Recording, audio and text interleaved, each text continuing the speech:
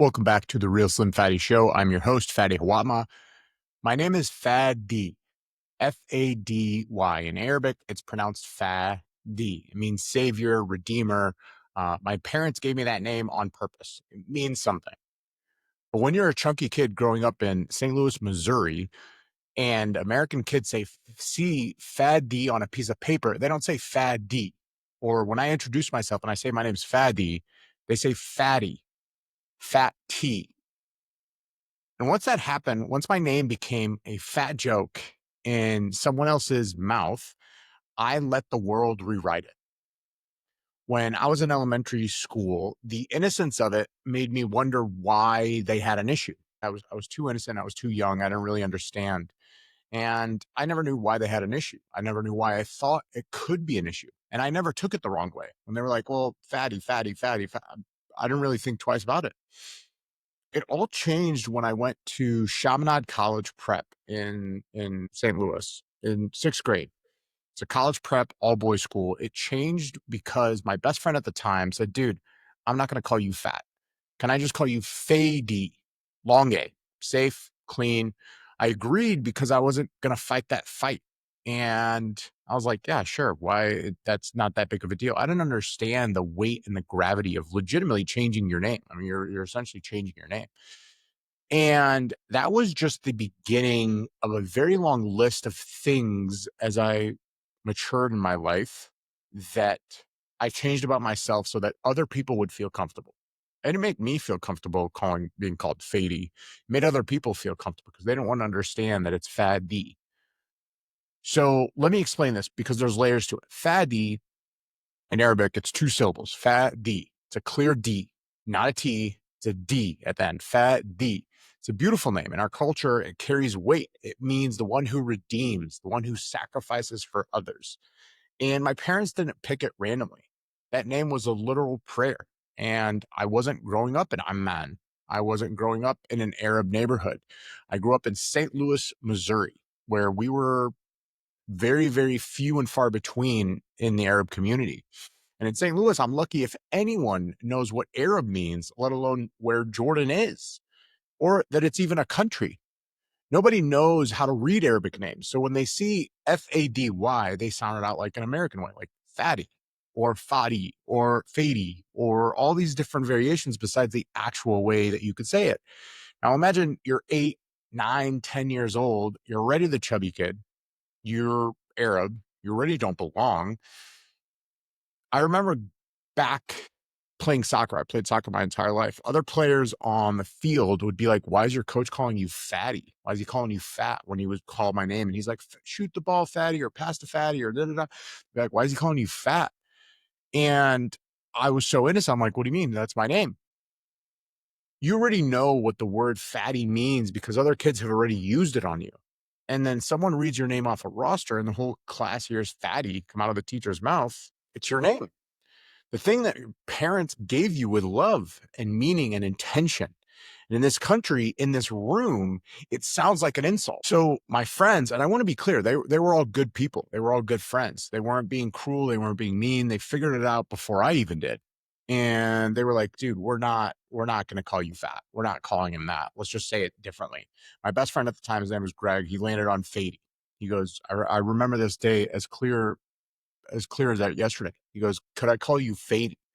Never been called Fady before. I didn't really, Fady just sounded very like whatever. And I was like, sure, you can do that. No connection to the word fat. Right. And I was relieved. And I remember the relief because, like, thank God, now my name's not going to be embarrassing. I won't have to follow it up with an explanation, especially when it came to talking to girls. Imagine you're 6th, 7th, 8th grade. You're already chubby kid. You go up to a girl and you're like, hey, my name's Fady. Immediate laughter, immediate laughter. But what actually happened in that moment, my name, the real name, the one my parents picked very, very specifically for me, the Arabic one, the one that means savior, that name got erased for a long time, not by enemies, not by anyone, but by friends trying to protect me. And I went along with it because feeling like I belonged was more important than being real at that time. And I was already the fat kid. So I didn't want to add another thing to the battle. I became Fady. And I never looked back for decades. Fast forward, I'm at Boeing. I'm a young professional now, not as overweight, trying to build a career, trying to be who I'm supposed to be. And on day one, I remember going in, I'm like, I'm Fady. I'm gonna be Fady now. And so on the very first day, someone asked me my name. And when they asked me, I'm like, shit, what do I say? I have a split decision. Do I say Fady? Do I say Fady? The real pronunciation. And for some people, I said Fady. And then I gave them the 10-minute explanation as to like, it's not fatty. It's Arabic. It's a D. It's not a T. It means this. It means that. I'm Jordanian. Yeah, the whole story. My parents love me. I swear to God they do.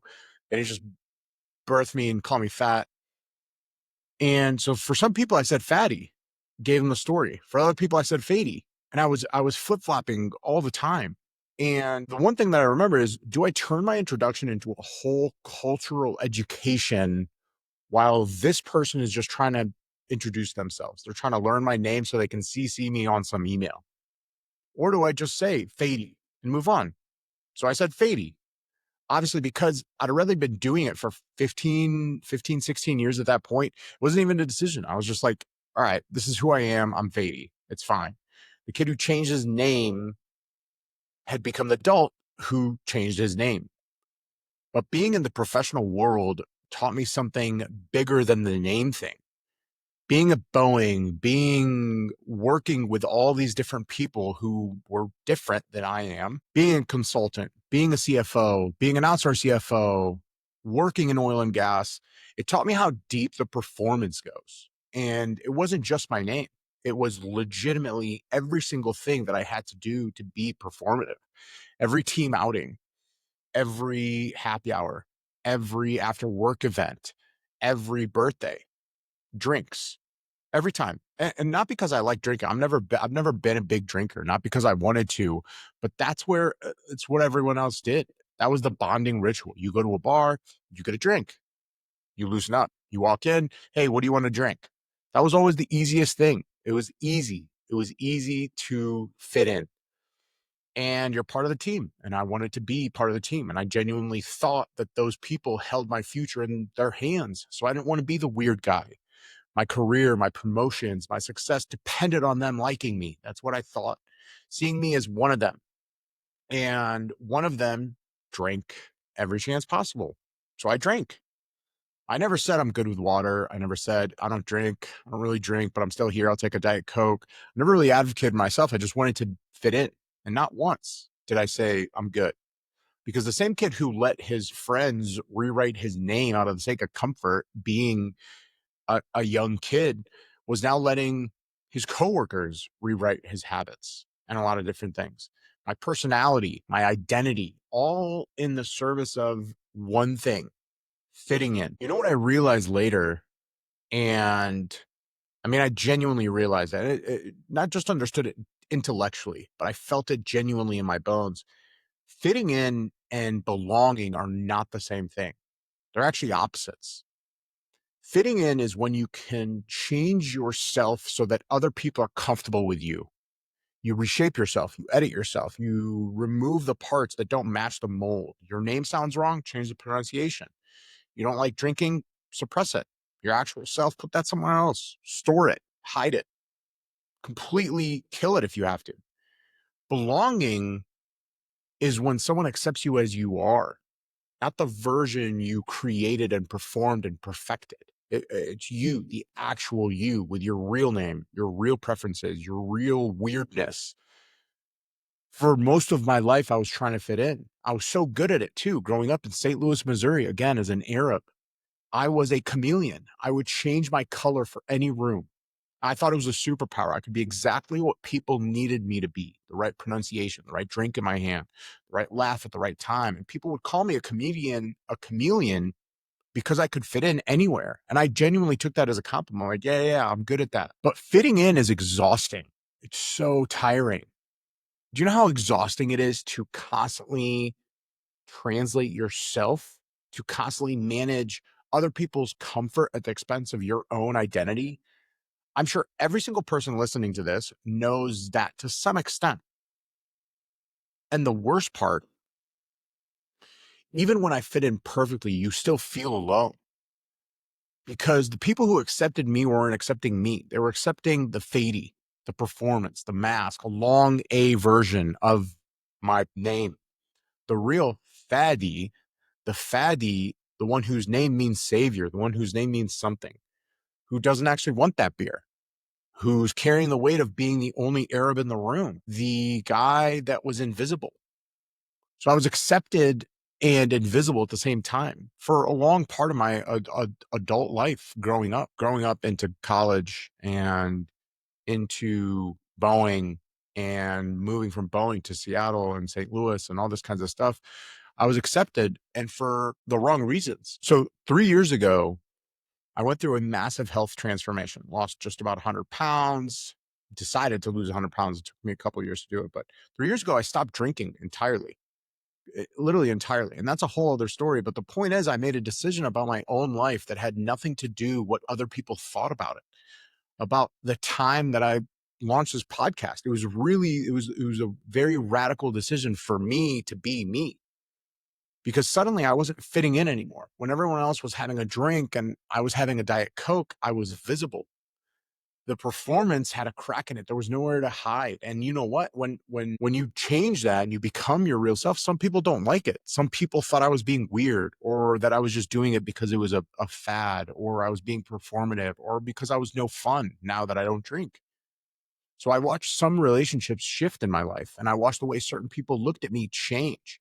I wouldn't get invited to certain things anymore, especially nights out. You talk about dating when you don't drink, good fucking luck.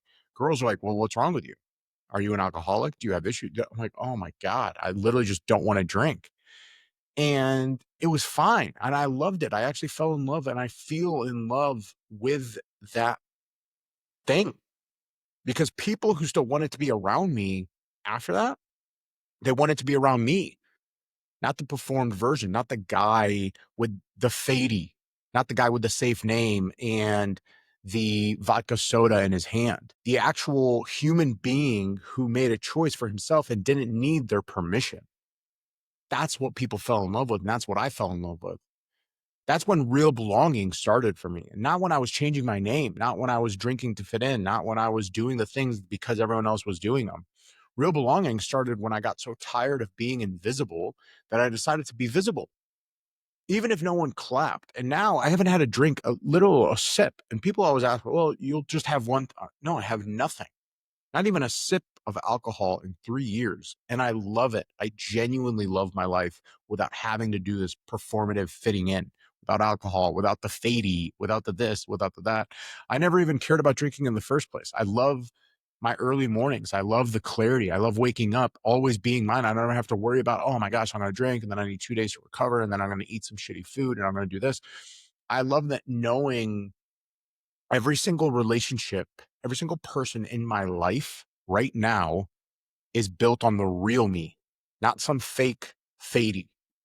That's what belonging actually feels like. It's quieter than fitting in, less applause, less bullshit, but it's real and it's meaningful. And I want to talk to you about this because I know I'm not the only one. How many of us have rewritten our names? All the Samitas that became Sam. My dad's name, Bassam, he became Sam. All the Arabs that changed their name. All the minorities that changed their name. Even white people that have these different names, they change their names. Maybe not literally. Maybe you're not changing your name literally, but how we present ourselves. Presenting ourselves is the different thing. We change our accent depending on who we're talking to. If I talk to certain people from certain areas, I would change the way that I'm speaking. We code switch. We choose different words, different energy, different versions of ourselves for different rooms, for different people. How many of us have downed drinks that we didn't want to drink, done things we didn't enjoy doing, laughed at jokes that weren't funny at all because we thought those people controlled something, our shows, our careers, our social standing, our sense of worth. I remember the VP that screwed me that I talked about in my last episode. He was an alcoholic. I didn't know this, but every single Monday, Tuesday, any chance he could, he's, oh, come with me. Let's go drink. Let's go get lunch. I'm like, oh, okay, cool. And I'll go and I'll drink because I don't want to be that weird guy. And this dude was a functioning alcoholic. So I'm asking this as a real question. Like, how many things about yourself have you changed so that someone else would accept you? And here's the harder question. Do you remember the real version of you? Because that's the thing that scares me, and it scared me. It's not just that I changed my name's pronunciation, it's that I did it so long ago, so automatically that I almost forgot there was a real pronunciation. I'm very, very close with my family. We always hang out. And whenever we would go out, when hearing my cousins introduce me to people and they would say Fady, it felt so dirty. I felt so gross. I'm like, who the fuck am I that my cousin named Salim or my brother Shadi, they're changing my name to Fady? That was gross. It made me feel so gross. And the real pronunciation, the real me is Fady. People that love me know me Fady. The performance became the default. The mask became the face. I forgot what it was like to be Fady in the public. The real Fady at Boeing. The proud Christian Jordanian Fady that everyone wants to be around because I'm fun and I want to do this and do that and I'm real. I lost years to that, genuinely years where I could have been building something real, connecting with people who actually knew me for me. Instead, I was managing perception because I was focused on what are they going to control, editing, performing. And the thing that gets me the most, genuinely, even to this day, is my name. When I started the show, the Real Slim Fady Show, you'll listen to my first episodes. It was called the Real Slim Fady Show after the Real Slim Shady. But that wasn't me. I was being fake in the exact thing that I wanted to be so real about.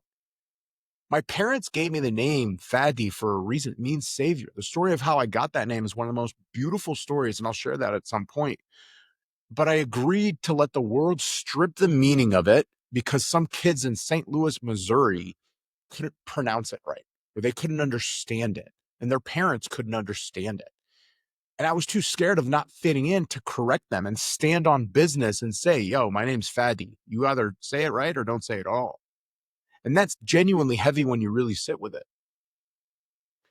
I let other people's inability to say my name correctly become my problem to solve. I let their mispronunciation define me. I let that define everything that came after. Decades of bending, performing, hiding, drinking, shapeshifting, tone changing, all because I didn't want to hear my own name sound like an insult. I don't want to hear Fady be fatty. And here's where I am now. I'm 37 years old, in the best shape of my life. I'm sober. I'm building something real with Clockwork. I have people around me that I absolutely love, that genuinely love me because they know me, the real me, not a performed version. And they love me for it. And I've never been happier in my life. Genuinely, I've never been happier in my life. But I do still catch myself. I'll be in a meeting and I'll be like, oh, be more likable, be more palatable, smooth out the edges. You're too hard. You're too this, you're too that. I'll be tempted to laugh at something that's not fucking funny just because this person could potentially have some sort of something. I'll feel that old instinct that says, make them feel more comfortable. Even if it costs you, make them feel comfortable. I've gotten so good at just shutting that voice up because I know now through and through my entire body, that fitting in is a dead end. If you fit in, people always talk about like-minded individuals. I don't want to be a like-minded individual. People who fit in are still performing. They're all still invisible. I feel sad for those people and I want to help them. They're still alone in a room full of people who only know the mask. That's literally who they became. Belonging is different. Belonging happens when you stop trying so hard, when you just show up as yourself and wait to see who's actually there and they want to be around you, not your mask, you. And yeah, that's terrifying. What if I was listening to this 15, 20 years ago, I'd be like, dude, who the fuck are you? Like, not a chance. It's different for me. It's different for me because I need to get through this or I need to do this. Because what if no one wants to be around the real you? What if you take your mask and you're alone? But here's what I've learned. You're already alone when you're wearing your mask. At least when you take it off, there's a chance for something real. You have something that someone can actually attach to that's actually the real you. So if you're listening to this and you're performing right now, if you're fitting in instead of belonging, if you've rewritten parts of your life, yourself, your name, your voice, your habits, your tone, your personality, there's certain things about you that you changed. The original version of you to make other people comfortable I want you to know something. The original version of you, the one before the edits, the one that actually matters, that's the one that's interesting. That's the one that needs to be out there. That's the one that the world deserves. That's the one that's real. And the people who need you to change yourself to be around them, they don't get to have you. You're the gift. They don't deserve you. And that's not a mean thing to them. Like, they have their own shit that they're going through. That's just the truth. If someone can only accept a performative version of you, a performed fake version of you, they don't actually know you. And if they don't know you, there's no relationship. You could say that they know you. You could say that they're your best friend. You could say all this. That's just a performance. You're a one person show where you're both the actor and the audience, and everyone's miserable. No one's happy doing that. Being real is the ultimate gift that you can give yourself. So here's my ask, literally one thing. This week, tell one person something true about yourself that you've been hiding. Someone in your corner, someone in your world, someone, doesn't matter. One real thing. Your actual name, if you've been saying it differently for years. Your actual performance, if you've been faking agreement. Your actual opinion, if you've been nodding around just to keep the peace, agreeing.